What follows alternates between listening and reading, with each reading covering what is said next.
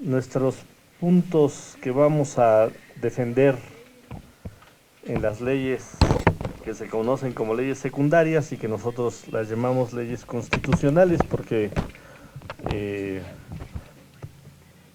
vienen justamente de la Constitución de la Ciudad de México. Nos preocupa que se esté esperando a que lleguen los textos de Plaza de la Constitución número 1 de las oficinas del gobierno de la ciudad, y eso pues nos parecería inadmisible.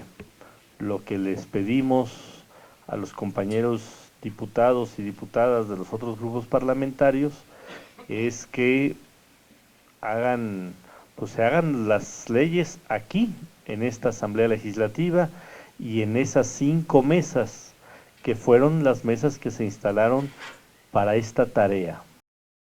Primero vamos a hablar de la legislación electoral, porque es la primera que tiene que aprobarse. Como primer punto, bueno, vamos a insistir en mantener el principio de integración del Congreso de 60% para diputados de mayoría relativa y 40% para diputados plurinominales.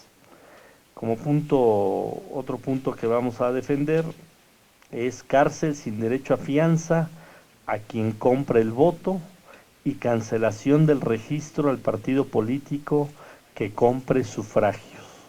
La Ciudad de México tiene que ser ejemplo de garantizar la democracia real, no la simulación que ocurre en todo el país de compra masiva de votos. Garantizar que haya representación de pueblos y barrios originarios, así como de comunidades indígenas residentes en el próximo Congreso local. Nunca más que ocurra en esta ciudad la discrecionalidad en el reparto de los recursos, como vimos que ocurrió en el presupuesto 2016-17 contra 5 delegaciones de esta ciudad.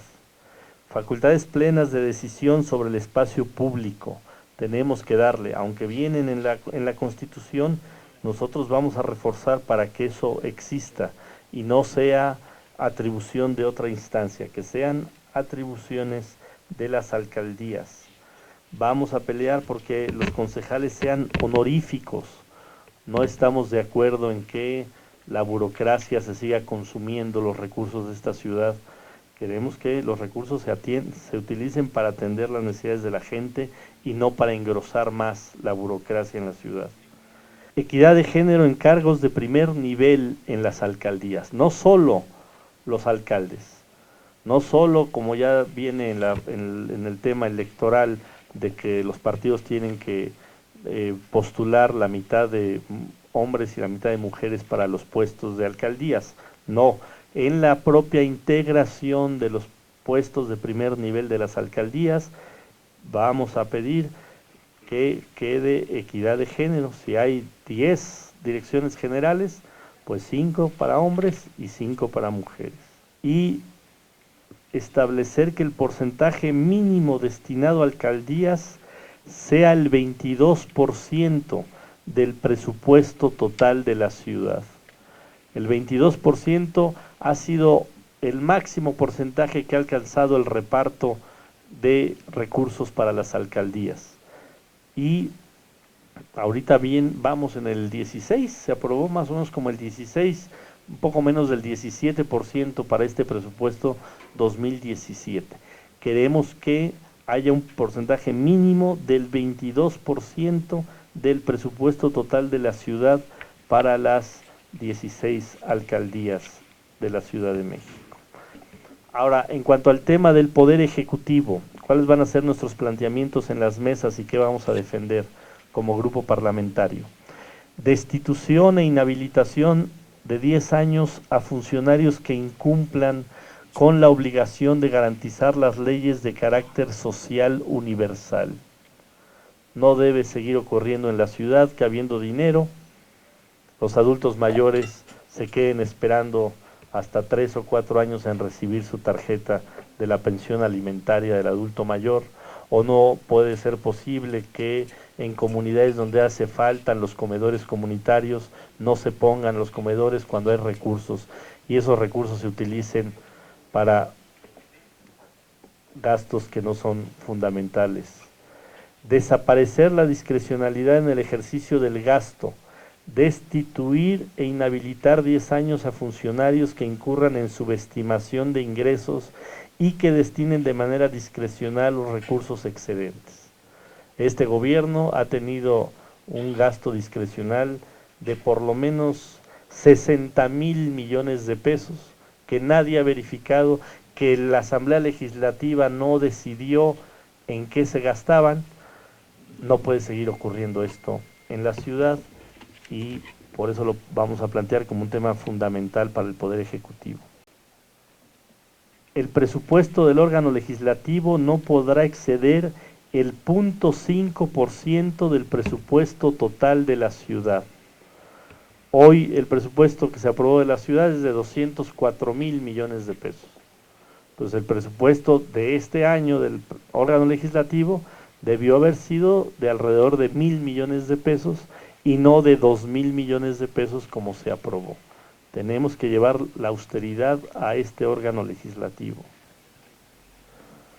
En materia de rendición de cuentas y del ejercicio presupuestal, una vez que la Auditoría Superior de la Ciudad de México emita el informe de resultados de la revisión de la cuenta pública del ejercicio fiscal correspondiente, se propone que el jefe de gobierno, secretarios, titulares de las dependencias, entidades u organismos autónomos y las alcaldías acudan por ley a rendir cuentas al Congreso local.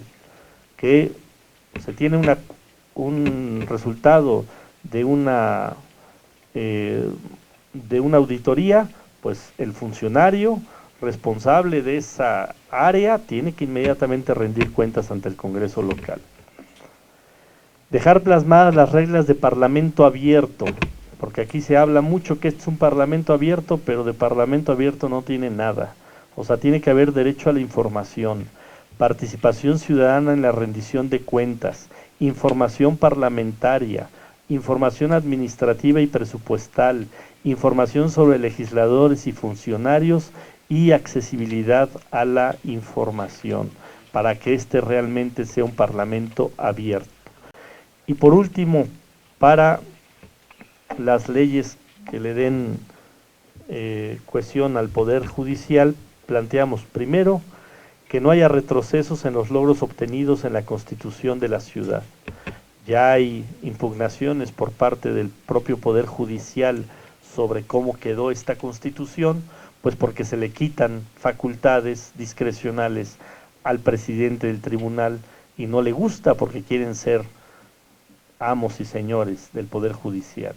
Defender el Congreso Judicial Ciudadano y las facultades que le dio el constituyente a este Congreso Judicial Ciudadano. Eso fue un gran logro de la Constitución.